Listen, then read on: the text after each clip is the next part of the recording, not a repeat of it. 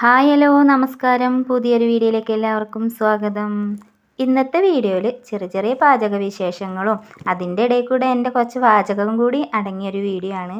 അപ്പോൾ കൂട്ടുകാരാരെങ്കിലും പുതുതായിട്ട് ചാനൽ കാണുന്നവരുണ്ടെങ്കിൽ ഇഷ്ടപ്പെട്ടാൽ ഒന്ന് സപ്പോർട്ട് ചെയ്യാൻ മറക്കരുതേ. അപ്പോൾ രാവിലെ തന്നെ നേരത്തെ എണീറ്റു കേട്ടോ. ഏട്ടന് പണിയും കാര്യങ്ങളൊക്കെ ഉള്ളതുകൊണ്ട് നേരത്തെ തന്നെ എണീറ്റു. അപ്പോൾ ഇന്നത്തെ ചായക്ക് കടി ചപ്പാത്തിയാണ്. അപ്പോൾ എനിക്ക് ഏറ്റവും കൂടുതൽ മടിയുള്ളൊരു കാര്യം കേട്ടോ ചപ്പാത്തി ഉണ്ടാക്കുക എന്ന് പറയുന്നത്. ഇതിനൊക്കെ ഓരോ മൂഡ് വരണം, അപ്പോഴാണ് ഞാൻ ഇതൊക്കെ ഉണ്ടാക്കുക. അപ്പോൾ ചായക്ക് കടി ഏട്ടന് ഒരു 3-4 ചപ്പാത്തിയൊക്കെ ചുട്ട് കൊടുത്ത് ഏട്ടനെ അങ്ങോട്ട് പറഞ്ഞയച്ചു കേട്ടോ.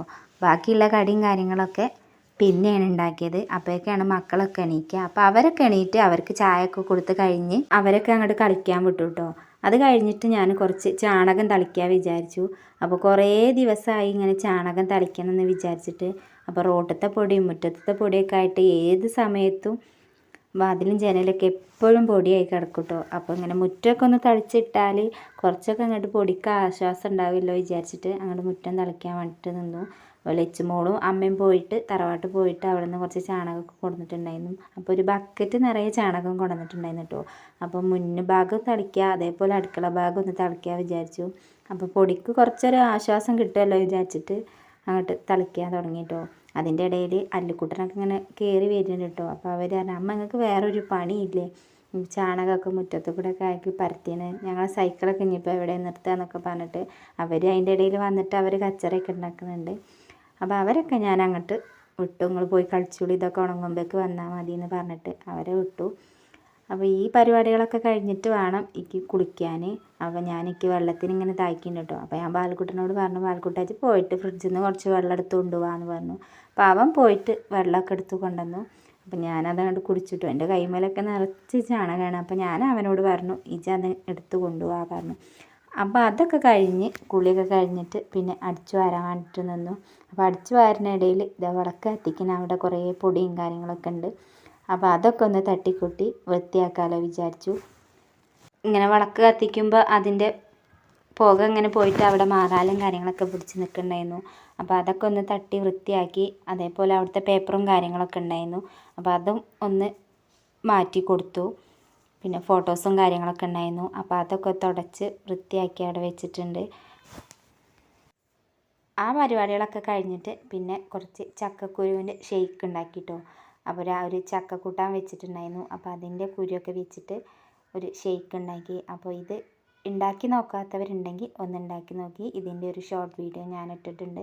അപ്പോൾ അത് കാണാത്തവരുണ്ടെങ്കിൽ അതൊന്ന് കണ്ടുപോയി ഉണ്ടാക്കി നോക്കി. നല്ല അടിപൊളി ഷെയ്ക്കാണ്.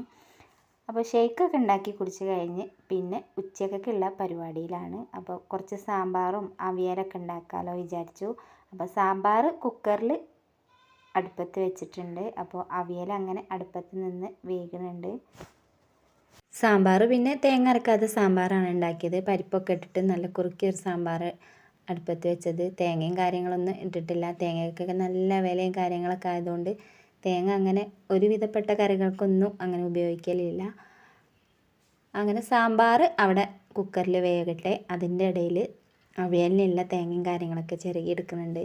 തേങ്ങ വീടിൻ്റെ മുറ്റത്ത് തന്നെ ഒരു ചെറിയൊരു തെങ്ങുണ്ട്. അപ്പോൾ അതിൽ നിന്ന് പറിച്ചൊരു തേങ്ങയാണ്. അപ്പോൾ അധികമായിട്ട് മൂത്തിട്ടില്ല, ചെറുതായിട്ടൊന്ന് മൂക്കാനും കൂടെ ഉണ്ട്. എന്നാലും വേണ്ടില്ല, അതെടുക്കാമല്ലോ വിചാരിച്ചു. അതൊക്കെ ചിരകിയെടുത്ത് കഴിഞ്ഞിട്ട് വേണം, വേറെ കുറച്ച് പരിപാടികളുണ്ട്. അപ്പോൾ എനിക്ക് വേറെ ഏതെങ്കിലും പണി എടുക്കണമെങ്കിൽ ആദ്യം തന്നെ അടുക്കളയത്തെ കലാപരിപാടികളൊക്കെ കഴിയണം കേട്ടോ.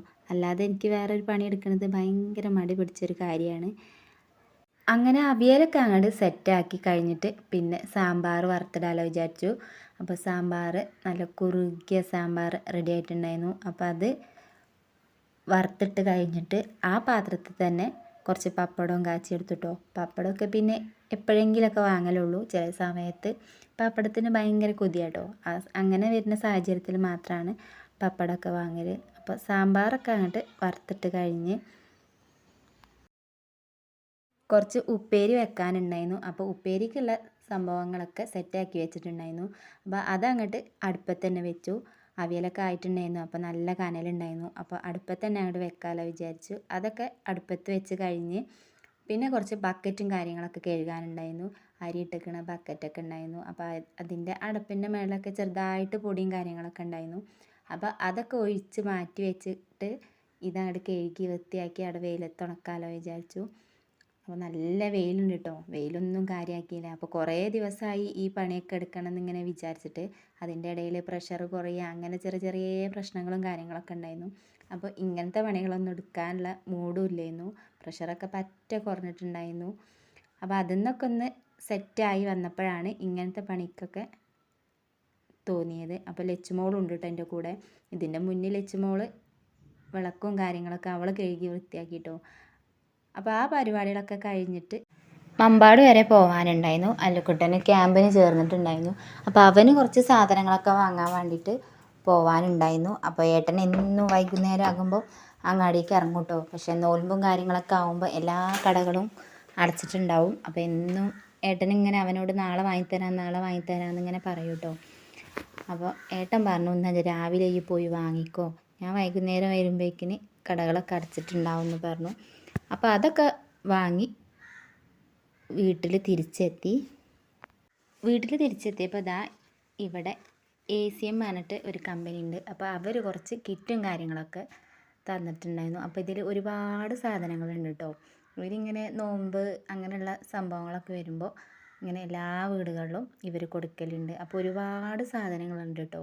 അപ്പോൾ ഇങ്ങനെ പണിയും കാര്യങ്ങളൊന്നും ഇല്ലാതെ നിൽക്കുന്ന ആൾക്കാർക്ക് ഇങ്ങനെ കിട്ടുമ്പോൾ അതൊരു വലിയൊരു സഹായമായിട്ട് തോന്നും. അപ്പോൾ ഇവർ ഹിന്ദുവെന്നോ മുസ്ലിമെന്നോ ക്രിസ്ത്യനെന്നോ അങ്ങനെ യാതൊരു ജാതിഭേദ വ്യത്യാസമില്ലാതെ എല്ലാ ആളുകൾക്കും കൊടുക്കും കേട്ടോ. അപ്പോൾ ഇവർക്കൊക്കെ വേണ്ടിയിട്ട് നമുക്ക് അങ്ങോട്ട് പ്രാർത്ഥിക്കാം. അതല്ലേ നമുക്ക് ചെയ്യാൻ പറ്റുന്ന സഹായം, അതല്ലേ. അപ്പോൾ ഇവർക്കും തന്നെ ഒരുപാട് ഉയരങ്ങൾക്ക് അവർക്ക് എത്താൻ കഴിയട്ടെ. അപ്പോൾ അതൊക്കെ അങ്ങോട്ട് മാറ്റി എടുത്തു വെച്ചു. അപ്പോൾ ഇന്നത്തെ വിശേഷങ്ങൾ ഇത്രയൊക്കെ ഉള്ളൂ.